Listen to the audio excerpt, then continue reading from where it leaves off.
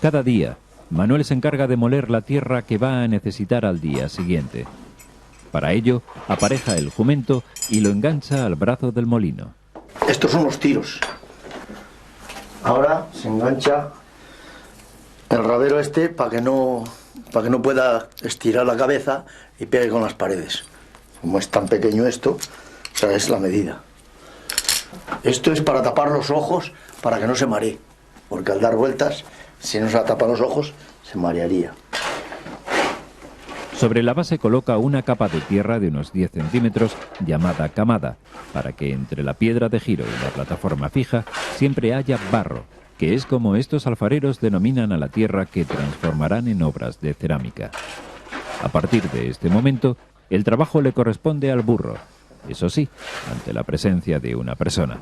Que sepa que estás aquí, porque si sabe que te has marchado se para. Aunque son burros, tienen... ¡Burra! ¡Vamos! ¡Burra! Bajo la atenta mirada de Manuel, el burro inicia su lenta andadura en círculo moviendo el mecanismo. El peso de la piedra de granito chafa a los torrocos hasta descomponerlos en un grano muy fino.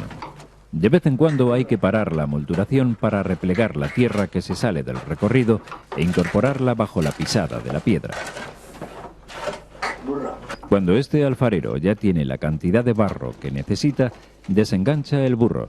Antes de amasar el barro, Manuel pasa la tierra molida por un cedazo para separar todas las impurezas y que quede solo el polvo.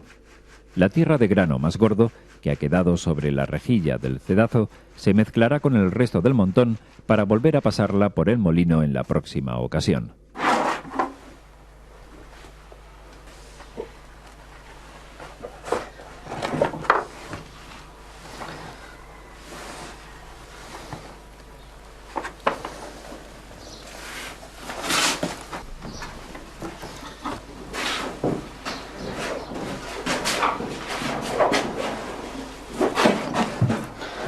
Junto al molino, Manuel tiene la lancha de sobado, una losa de piedra sobre la que vierte el polvo arcilloso para convertirlo en barro, echándole agua en las proporciones justas.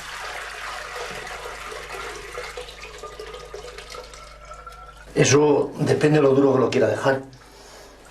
Amasar es una dura tarea para la que hacen falta unos brazos fuertes, un buen conocimiento de la textura de la materia y calcular el grado exacto de dureza que hay que darle al barro para cada trabajo. Esto es todo a mano. Y luego, según la pieza que se vaya a hacer, pues así de duro se deja. Si es para una pieza pequeña, pues un poco más blando. Si es para un cántaro o una tenaja, tiene que ser más duro. Porque para que se sujete más el barro, aunque se trabaje más con el pulso, pero se sujeta más el barro. Una vez que el barro está amasado, Manuel prepara las pellas cogiendo la cantidad justa que necesitará para fabricar la pieza que vaya a tornear. Pues vamos a hacer una cantarilla, vamos a hacer un botijo, vamos a hacer un botijo de campo, lo que queramos. Según el tamaño de que sea la pella, pues se puede hacer la pieza, se puede hacer cualquier pieza de este tamaño, claro. Ahora, si queremos hacer otra pieza más grande, pues cogemos más barro.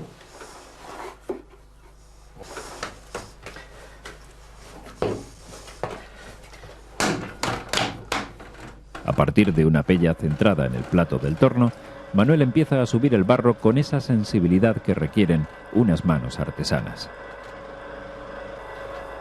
En el obrador de Manuel Gonzalo, el torno movido por la fuerza del pie ha sido sustituido por uno eléctrico. Esta ligera modernización en el proceso facilita el trabajo del alfarero sin alterar el resultado final. En este caso está elaborando una cantarilla tradicional de cespedosa. El cuerpo de estas piezas, que lo fabrica en dos fases, se termina con la colocación de la boca en la parte superior.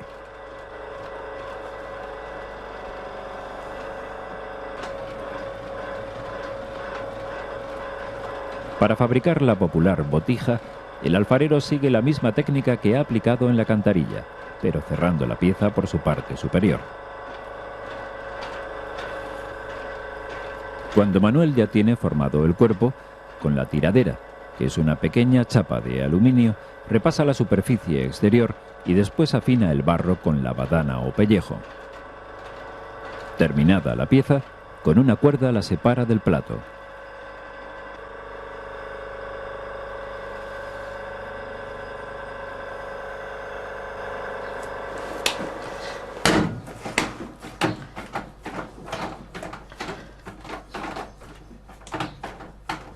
Otra pieza tradicional de Cespedosa, de mayor tamaño que las anteriores, es la cántara, que se fabrica en 3 fases. Manuel prepara primero una especie de cuenco llamado plato que servirá de cierre.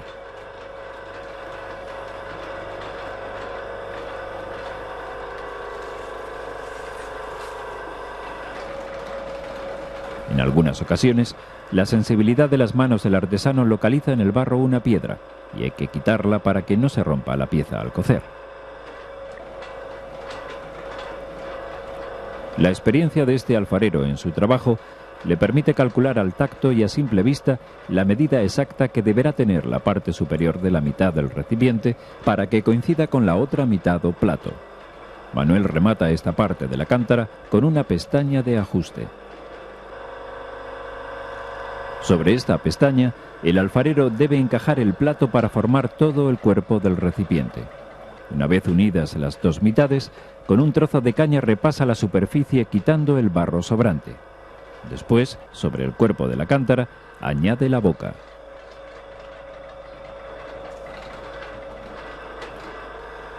El repaso final de toda la superficie y la decoración incisa con la caña y con los nudillos de los dedos deja la pieza preparada para que se oree.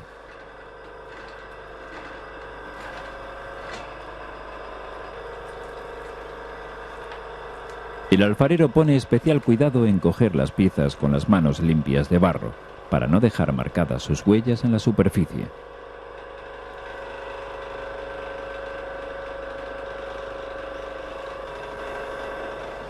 Como el barro todavía está tierno, no se pueden añadir los complementos. Manuel deja la obra orear durante unas horas para que el barro se seque. Esta ventilación debe realizarse a la sombra, pues la acción directa de los rayos del sol resquebrajaría el trabajo realizado.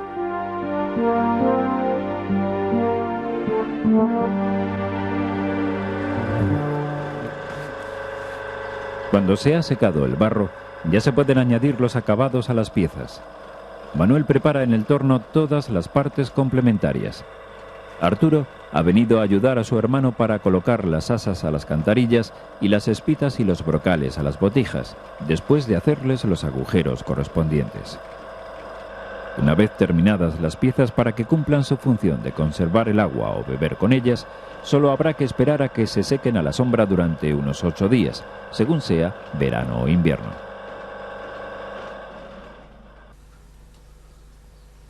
Virtudes, la mujer de Manuel, se ocupa de decorar con las incisiones de una aguja algunas de las piezas que el mercado demanda. A esta tarea se le denomina pintar, y la aprendió de su madre durante su juventud. Cuando las piezas estén decoradas, oreadas y secas, ya se podrán colocar ordenadamente en el horno para proceder a su cocción.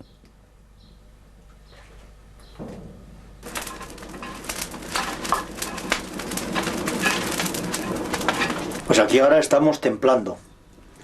Se está templando las vasijas que están metidas ahí arriba para que se marchen las humedades y no salten en el horno. Tiene que ir muy despacio, templando el horno para que no salte. Para conseguir el punto ideal de cochura, el horno tiene que estar templándose 2 días con las piezas boca abajo en su interior, subiendo poco a poco la temperatura. En esta primera fase, Manuel utiliza troncos de carrasca que apenas producen llama. Hay que estar pendientes para irla metiendo, ya digo, ahora sin levantar llama. Después mañana ya lo veréis, la llama que levanta. Mañana ya tiene que subir toda esta llama que aquí no se ve ahora, tiene que subir arriba. Y arriba queda rojo completamente. Queda todas las paredes, tienen que quedar rojas. Porque aquí no lleva pirómetro. Esto no es más que a ojo. El horno lleva 2 días templándose con leña y las piezas ya están casi dispuestas para recibir la fuerza de las llamas y soportar la intensidad de la cocción sin resquebrajarse. Mira, esta está verde. Esta pieza que tengo en la mano está verde, está, digamos, sin secar. Esta ahora mismo, rascas, ¿ves? Y sale el barro, porque está sin secar, sin secar. Después, esta otra ya está templada desde ayer y hoy. Esta rascas, ¿ves? Y ya está seca completamente. Entre tinajas, botijas, pucheros, cántaras, en el interior del horno hay alrededor de 400 piezas. Transcurridos 2 días de templado, ya se le puede empezar a dar fuego recio, como dicen estos alfareros, hasta alcanzar los 800 grados que necesitan las piezas para cocerse. Ahora vamos a tapar el horno, vamos a poner el retejón que se llama. Esto es con el fin de que como luego tiene que subir mucha llama para que la retenga y no la deje salir arriba. Pero va tejibano, que llamamos nosotros, para que salga algo de llama, porque si no reventaría el horno. Los retejones son trozos de piezas cocidas y rotas de hornadas anteriores que estos alfareros utilizan para retener el fuego sin llegar a cerrarle el paso.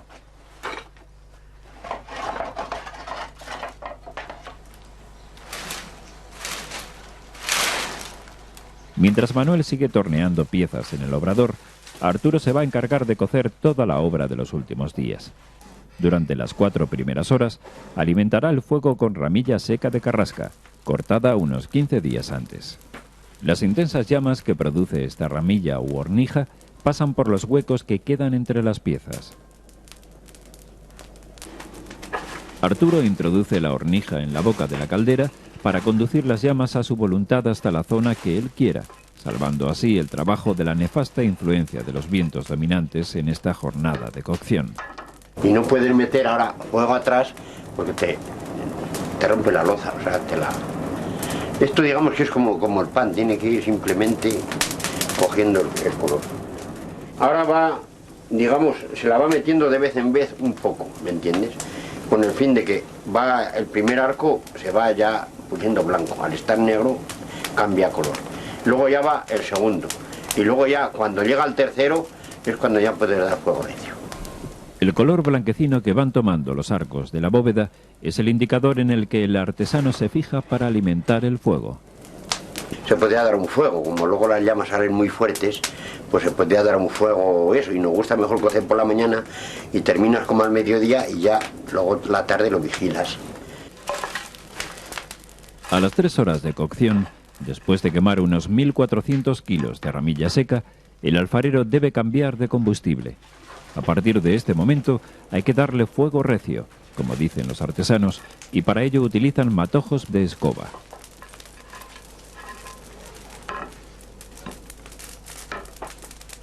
Pues porque arde mejor al estar en lo de abajo seco.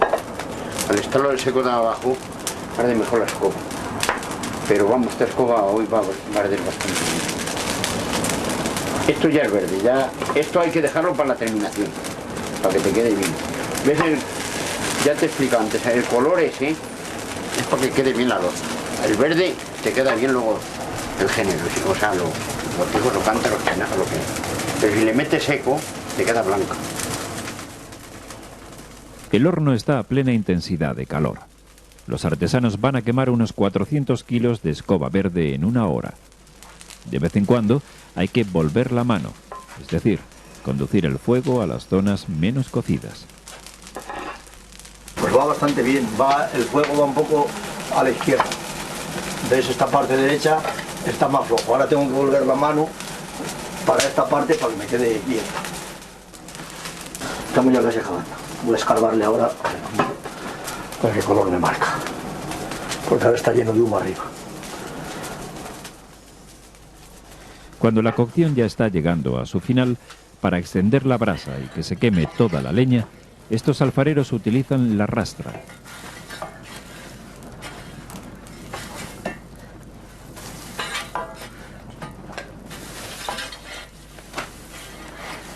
Esto es para que no quede ningún tizón, para que se queme todo. Porque si queda un tizón, se ahuma. Sigue saliendo el humo para arriba y se ahuma. Y ahora ya tiene que quedar Dios lavapan que en el horno está. Pues como veis, ya quedó terminado. Veis que está blanco completamente de arriba y ahora tiene que estar hasta que se enfríe un par de días. Luego ya se le saca. Ha transcurrido el tiempo de cocción y ya no se debe echar más combustible. Ahora solo habrá que esperar que el rescoldo se vaya apagando poco a poco y la obra se enfríe durante un par de días.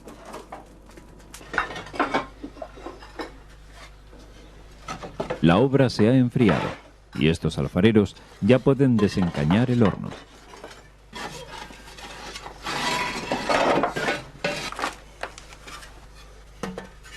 Ahora ya hemos acabado de quitar el retejón, ahora ya vamos a sacar las piezas. Manuel va sacando una a una, con mucho cuidado, todas las piezas cocidas, mientras que Virtudes y Arturo se encargan de almacenarlas en el patio exterior. El proceso de cocción ha sido correcto, fruto de la experiencia de toda una vida en el oficio. Y es que Manuel se inició en la alfarería a los 8 años, en el obrador que perteneció a su abuelo, siguiendo los pasos de su tío. Apenas ha salido alguna pieza rota, debido a llamaradas un poco más fuertes de lo normal, o por pequeñas bolsas de aire, o piedras que quedan en el barro.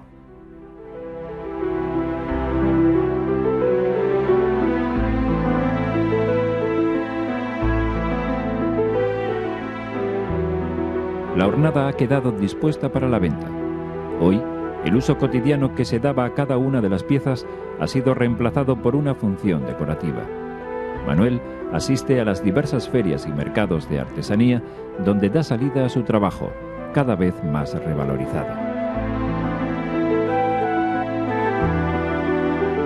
Afortunadamente, las obras tradicionales y la técnica alfarera de Céspedosa de Tormes se han conservado hasta nuestros días gracias al interés y vocación que Manuel Gonzalo ha puesto en mantener esta artesanía que heredó de sus antepasados.